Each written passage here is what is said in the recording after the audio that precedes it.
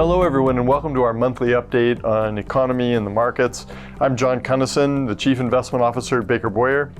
And I just want to talk a little bit today about the current situation. Now, we're on the other side of what was potentially a very destabilizing U.S. Default in U.S. debt. Now, we avoided that, thankfully. It was going to be what we thought was a low probability event that had a very high impact. Now, on the other side of that default, there's definitely a sense of relief in markets, and combined with recent stock market performance year to date, which has been quite good, and some really strong job numbers. So jobs for the month of May came in pretty close to 400,000 new jobs against an expectation that was close to 200,000 jobs. So much stronger job numbers than we expected.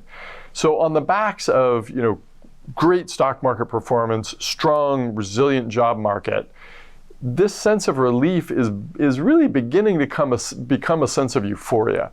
And so I just want to take a moment to say, while we're very optimistic about potential returns to stocks and bonds, the prices look fair today, we do think it's important to be realistic. So let's talk a little bit about what's driven stock prices year to date.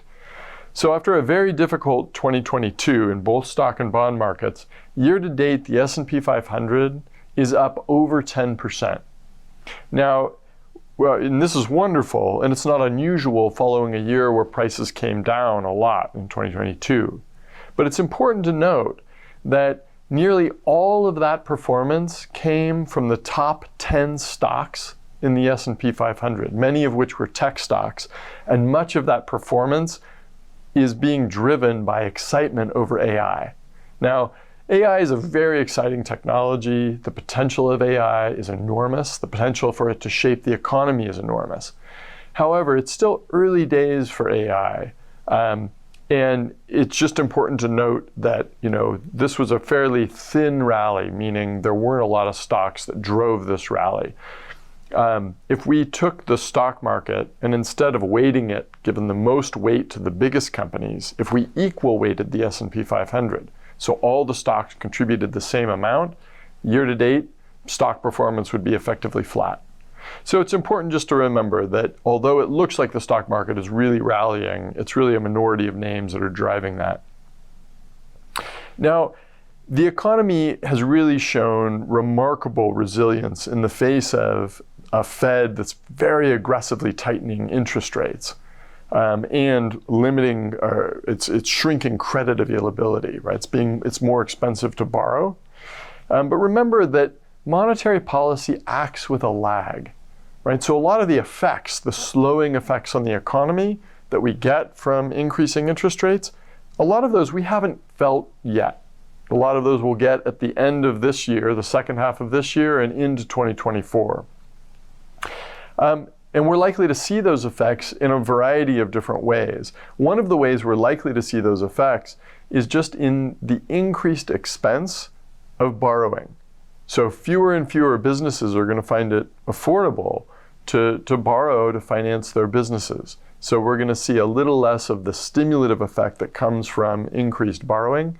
And specifically to the commercial real estate market, commercial real estate loans that were originated 5 and 10 years ago are going to be repricing now. And as they reprice, they're going to be repricing at much higher interest rates. So that's likely to cause some stress for those businesses and for the primarily regional banks that made those loans. Again, causing some slowing of economic growth.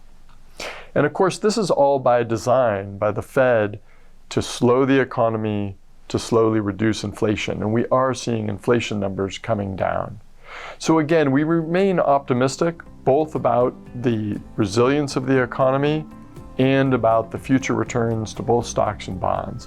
But we do think right now is a great time to remain diversified and stay disciplined.